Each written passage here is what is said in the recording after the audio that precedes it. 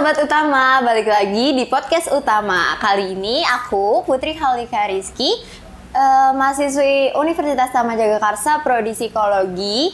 Kali ini kita kedatangan tamu nih. Halo. Boleh kenalan nggak? Namanya siapa? Ya, nama lengkap saya tuh Rafli Prasetyo Ramadan. Dengar-dengar dulu alumni sini juga ya, Alumni Kak? sini, lulus tahun 2020. Oh lulusannya. ya. Sekarang kesibukannya apa nih, Kak? Sibukannya saya ini, apa dah? Apa tuh? Sholat Jumat. Waduh. Jadi, Senin sampai Kamis persiapan, Jumatnya iya. sholat, Sabtu Minggu evaluasi. Oh siap, berarti. Enggak Selain sih, itu apa? ngajar. Oh ngajar. Jadi ngajar di salah satu sekolah, yaitu di SMK Kemala Bayangkari Delok gitu. Ngajar. Berarti dari lulus langsung ngajar kah atau? Sebelum lulus ngajarnya. Waduh, keren. Jadi juga sebelum tuh. lulus semester 7 itu udah ngajar, udah di salah satu sekolah di Bogor. Ngajar, baru pindah tahun kemarin. Nah, tahun sini. kemarin tuh baru pindah di SMK Kemala Bayangkari Delok di daerah Pasar Minggu gitu. Keren. Berarti aktif juga ya kan selama masih jadi mahasiswi, udah ikut-ikut ngajar gitu juga. Mahasiswa dong. Oh iya, mahasiswa dong. mahasiswa Lupa. dong. Emang lebih maskulin sih. Iya, jadi aktif dulu. Aktifnya kan yakinnya gue dulu bakat lebih utama kan. Jadi nah, soalnya di yang gue lihat banyak orang menguasai ilmu umum gitu. Nah, gue lebih tertarik buat menguasain ilmu-ilmu khusus gitu. Jadi makanya gue lebih memperbanyak bakat karena itu kan cara kita untuk menanamkan diri buat gue kedepannya kan modal utama pasti apalagi di era sekarang gitu kan. Nah, itu lebih banyak bakatnya harus lebih banyak dimiliki dari mahasiswa. Dulu prinsip gue tuh waktu itu begitu. Jadi serunya aktif. Pengalaman ya. Jadi pengalaman kan. Karena kalau udah berpengalaman biasanya enak tuh untuk memulai sesuatu hal yang baru. Tapi susah nggak sih Kak jadi guru? Soalnya aku lagi bingung juga nih. Karena aku kebetulan psikologi juga tuh. Oh iya, sama berarti ya? Nah itu rada bingung sekarang mau ngambil apa gitu. Nah kalau menurut Kak Rama ada serunya atau apa keluh kesah? Kalau sekarang banyak prinsip aja yang mungkin berbeda ya. Apalagi kayak pembelajaran zaman dahulu sama sekarang gitu kan. Nah itu kan bedanya signifikan banget kan. Kayak zaman dulu tuh, kalau menurut saya pribadi, zaman dulu itu lebih dapat untuk pendidikan karakternya. Kalau sekarang emang lebih dominan pendidikan pengetahuannya gitu. Iya. Makanya ya bisa dilihat lah banyak kan berita-berita viral, apalagi yang kemarin di sekolahan di Tangerang tuh. Nah itu kan murid ngelawan guru gitu. Oh iya. Sekarang Jadi juga kalau misalkan guru keras dikit gampang juga kan iya, buat makanya. dilapor gitu-gitu kan. Makanya ya sebenarnya apa ya, jarang orang yang hidupnya nggak ada tekanan itu sukses. Ini ilmu yang saya pahami. Jarang orang yang nggak ada trigger, nggak ada tekanan gitu. Nah itu hidupnya sukses. Contohnya aja kayak ada band zaman dulu sih, nggak tahu dah Putri tahu atau nggak. Dulu ada band namanya itu The Beatles kan. Oh tahu. Nah The Beatles itu nggak tahu kunci B7. Wah. Kunci B7 tuh Padahal The Beatles nggak tahu. ya? Iya, musisi gede kan, nggak tahu. Nah dia untuk mendapatkan kunci B7 yang tahu itu kayak misalkan The Beatles di Jakarta, yang tahu kuncinya itu di Cianjur. Waduh. Jauh kan? Itu untuk satu kunci doang tuh. Iya. Nah, jadi itu kan apa ya? Kalau di otak kita kan biasanya sesuatu hal yang nggak menarik atau sesuatu hal yang nggak jadi poin di diri kita itu biasanya gampang dilupain. Iya. Kayak gini aja gampangnya. Putri 3 minggu lalu makan apa? Lupa. Karena biasa aja gitu kan? Iya, nggak menarik, nggak berkesan. Nggak menarik, iya. Nah, sama kayak halnya Putri masuk ke Tama Jagakarsa, itu poinnya apa? Pernah nggak ada yang pada saat gua masuk Tama nih, apa kira-kira yang diingat? Yang diingat masuk Tama kenapa? Karena di sini ada jurusan psikologinya. Nah, itu kan ada poin kan? Padahal kalau dipikir-pikir, pemikiran di otak kita lebih dahulu yang Putri masuk kuliah di Universitas Tama Jagakarsa jurusan psikologi. Ini padahal makan baru 3 minggu lalu nih. Oh, iya. Karena itu hal biasa dilakukan, jadi nggak jadi poin apa-apa gitu. Nah dulu itu lebih susah untuk mendapatkan sesuatu ilmu atau bakat gitu. Jadi lebih susah. Kalau sekarang kan apa-apa gampang. Makanya kesulitan saya juga ya itu tadi kan terlalu apa ya? Mentalnya terlalu lemah kali ya. Kalau zaman sekarang mentalnya terlalu lemah gitu. Iya, perbedaan. Kayak dulu saya aja dulu itu pernah sekolah kan, pas sekolah itu saya waktu itu dihukum. Selesai dihukum, orang tua ketemu sama gurunya. Orang tua saya. Iya. Ketemu gurunya, kata orang tua saya, "Pak, kalau anak saya bandel, pukul aja, Pak. Mau digampar, gampar aja, Pak. Lebih perlu kalau emang dia nggak berubah juga, mau dibunuh aja." Daripada anak saya jadi sampah, mendingan diudahin aja umurnya. Nah, coba anak sekarang digituin. "Oh, papa nggak sayang sama aku nih," kata dia, kan pasti begitu. Makanya terlalu apa ya? Terlalu ya mungkin saya pun belum memahami ada perbedaan transisi apa. Yang pasti yang paling kuat itu kan teknologi kan. Orang tuh lebih gampang gitu. Dapat ilmu sekarang gampang lah. Makanya instan ya. Iya, apa-apa instan. Udah gitu, ya itu aja contohnya kayak tadi The Beatles nyari kunci B7. Harus effort dulu gitu kan. Gede banget. Makanya ngelihat dari situ lebih susahnya ya ke pendidikan karakter kalau untuk saat ini. Paling susah itu pendidikan karakter. Karena banyak lah kan di karakter itu ada sopan santun, ada tata cara kita bersikap. Itu lebih dibutuhkan. Karena ilmu mah untuk zaman sekarang ya, itu siswa atau mahasiswa lebih bisa nyari sendiri dia bisa survive sendiri kan. Nah yang terpenting itu kalau yang saya pahami dan saya yakini, ilmu itu kadang dalam orang mencari ilmu tuh orang lupa di dalam ilmu itu ada suatu keberkahan. Kayak kita menghormati atau mempercayai dosen kita atau mempercayai guru kita itu layak menjadi guru kita gitu atau jadi dosen kita. Nah sekarang kan lebih susah kan hal kayak gitu kan, karena prinsip aja banyak yang berubah. Perbedaan generasi juga. Gen Z. Iya makanya, nah saya tuh lucu tuh waktu itu kan kebetulan kan saya ngajar di Jakarta ini baru belum ada setahun lah. Dulunya kan tadinya di Bogor. Nah dulu itu kan kalau teori disiplin itu lebih baik datang 1 jam daripada telat 1 menit. Nah mungkin pernah dengar tuh. Orang-orang dulu pasti dipampang tuh di sekolah-sekolah negeri. Nah sekarang prinsipnya berubah tentang kedisiplinan teorinya. Terbalik ya sekarang. Sekarang sistemnya itu bahasanya malah lu lebih baik telat sekolah daripada nggak sekolah. Datang. Jadi turun. Iya. Integritasnya turun gitu. Dan sekarang kan dia nggak percaya sama bangsa dia sendiri kan. Dia lebih menyukai ya kalau bahasa ilmiahnya westernisasi lah gitu. Jadi lebih menyukai hal-hal dunia luar gitu.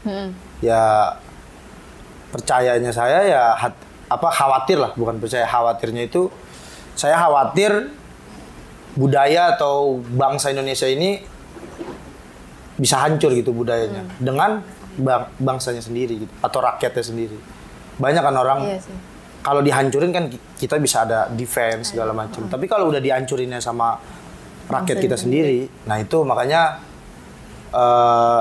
harus ada inovatif dan kreativitas baru lah untuk pemuda-pemuda sekarang yang lebih mengarah kepada kebudayaan di Indonesia gitu.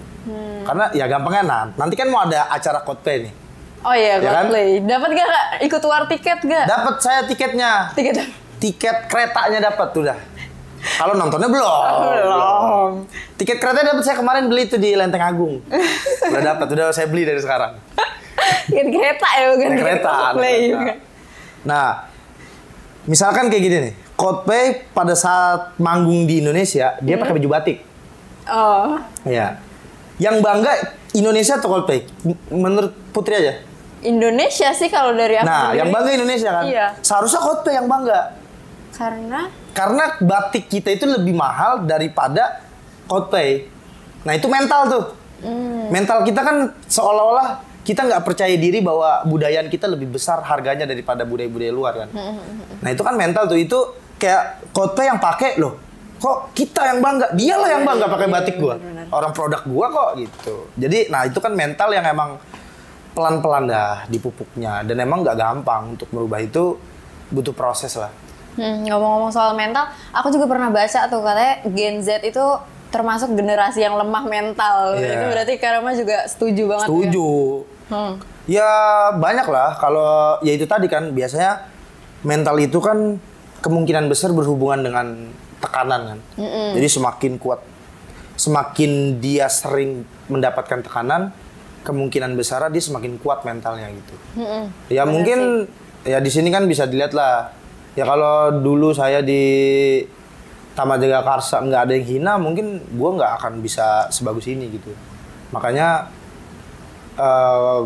itu jadi salah satu cara kan. Pastilah namanya kita habis dapat tekanan gerutu segala macam. Ya nikmati aja itu sebagai proses kan.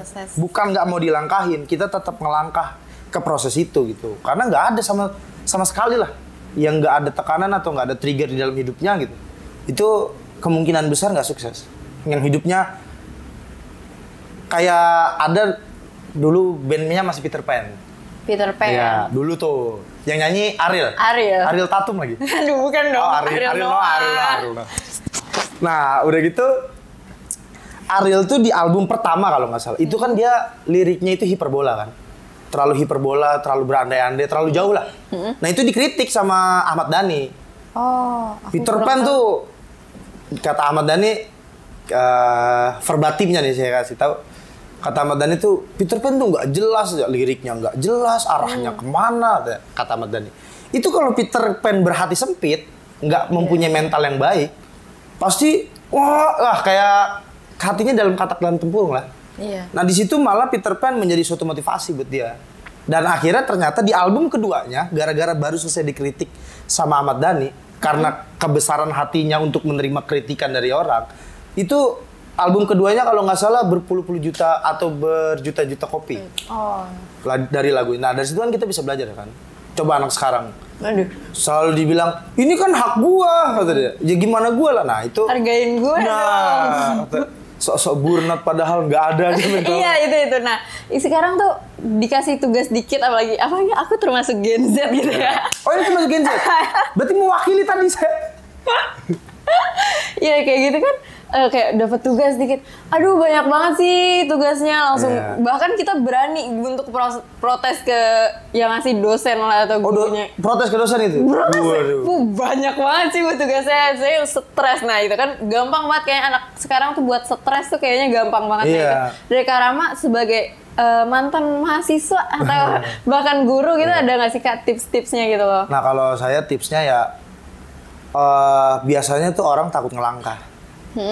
Dia nggak yakin bahwa sesuatu hal yang sesuatu cobaan yang yang diberikan ke depannya itu dia nggak yakin bisa ngejalanin.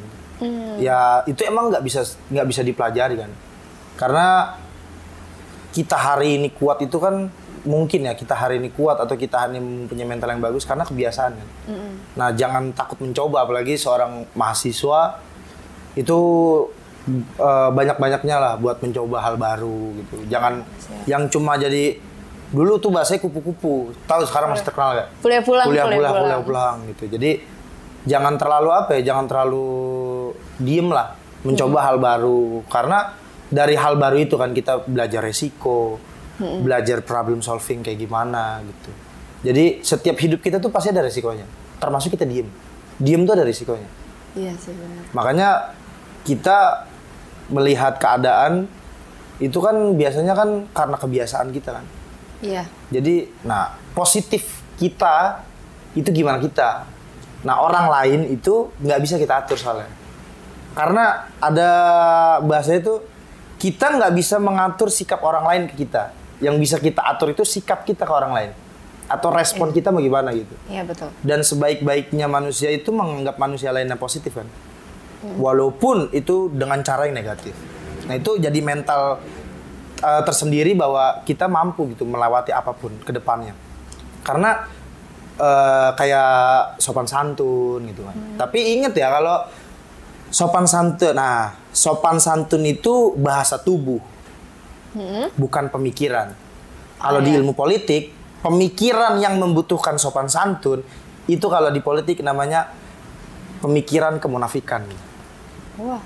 Jadi sopan santun ya bahasa tubuh kan, kayak permisi, salim. Udah gitu ya Putri mungkin pernah lah kayak ini orang dari jauh kayak songong nih gitu. Iya. Nah itu kan bahasa tubuh kan. Nah makanya kalau bahasa tubuh itu sopan santun itu bahasa tubuh, bukan pola pikir. Nah itu salah satu biasanya orang-orang yang terlalu yang terlalu berpikir kayak pemikiran itu harus dibatasi segala macam. Nah itu bahaya soalnya nggak bisa, pemikiran dibatasi itu nggak bisa. Makanya kalau di dunia pendidikan ya itu ada turning point gitu bahwa kebebasan berpendapat itu sebebas-bebasnya. Ya apalagi kita lihat bisa Prancis hari ini kan, Prancis itu nggak ada urusan dia. Kalau Prancis tuh debat apa gitu berani. Ya kalau di Prancis maksudnya, saya nggak setuju, kamu profesor gitu. Kalau sekarang kita masih ada takutnya. Oh takut dia dosen, oh takut. Nah itu bisa menempatkan posisi pada tempatnya lah. Pada saat kita belajar, ya kita memahami bahwa dia dosen dan kita mahasiswa atau dia guru atau siswa. Pada saat kita di luar ya bisa kita pahami hal itu gitu. Jadi sopan santun itu biasanya adanya di luar kelas. Karena itu kejujuran kan, sopan santun itu kejujuran lah. Makanya kalau sopan santun yang dibuat-buat ya itu sopan santun kemunafikan gitu. Makanya kalau dan yang di atas pun kayak yang udah senior atau yang udah tua gitu kan banyak kan yang bahasanya nggak mau dibantah gitu. Nah dari senior pun harus bisa membedakan mana sopan santun, mana cara berpikir yang kritis gitu. Beda soalnya kalau ya gitu, kalau di Prancis berani aja dia, oh saya nggak setuju Anda profesor gitu. Kalau sekarang kan kita masih ada takut-takutnya kan. Oh takut nilai saya jelek. Oh takut saya dianggap negatif sama itu guru atau dosen gitu. Padahal bantah-bantah aja. Tapi di luar selesai itu debat ya kita sopan seperti biasa. Nah itu makanya sopan santun kejujuran. Debat beretika gitu ya. Iya, debatnya beretika lah. Tetap salim, ketemu guru. Ya 3S lah, senyum, sapa, salam. Berarti poin-poin itu juga yang berusaha Kak Rahmat terapin di SMK Kemala Bayangkari. Oh pasti. Makanya ini sulit ini. Soalnya ya itu kan kita harus menyesuaikan diri kita gitu. Karena ini perbedaan. Dan saya kerasnya itu saya akan tetap menggunakan cara zaman dulu. Jadi setahu saya itu ada filsafat pendidikan, teorinya itu tentang perennialisme, esensialisme sama progresivisme kalau nggak salah. Nah ini 3 ini itu harus hidup, nggak ada yang boleh timplang salah satu. Yang perennialisme itu kita harus belajar dari masa-masa lampau gitu. Jadi kayak zaman dulu tuh nggak semuanya salah dan zaman dulu nggak semuanya benar. Kalau progresivisme tuh kayak terlalu ke depan lah. Bahasa sekarang tuh pakai cara kekinian tapi nggak memikirkan sebelumnya itu ada nggak sih hal positif yang bisa diambil. Tata cara pembelajaran. Yang terakhir itu esensialisme, jadi cara bersikap. Jadi 3 inilah.